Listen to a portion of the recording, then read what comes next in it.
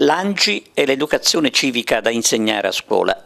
Una proposta che andrebbe presa sul serio, sperando che si arrivi a qualcosa di concreto per indirizzare i ragazzi verso un comportamento anzitutto rispettoso delle regole. Aggiungere un'ora di educazione civica nei programmi scolastici sicuramente potrebbe dare i suoi frutti, anzitutto contro gli atti di vandalismo. Azioni incresciose consumate di giorno e di notte. Ad Agrigento, ad esempio, città capoluogo, molti giovani sempre non trovino di meglio e si danno alla pazza gioia di distruggere per il semplice gusto di farlo.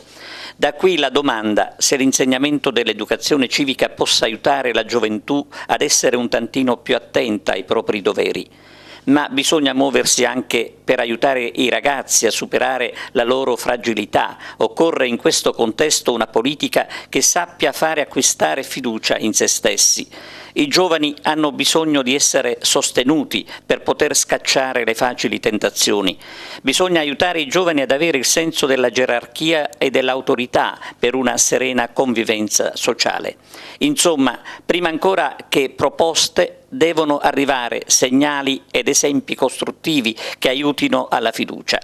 Ben venga comunque il ripristino dell'educazione civica come materia di studio. Intanto l'iniziativa dell'ANCI è stata accolta con entusiasmo dal consigliere comunale di Agrigento Pietro Vitellaro, il quale ha annunciato una raccolta di firme a Porta di Ponte.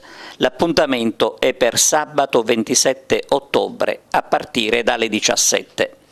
Crediamo, sostiene Vitellaro, che per formare dei cittadini consapevoli sia necessario proporre i principi democratici fin dai banchi di scuola, poiché essi contengono gli elementi alla base della vita di una comunità.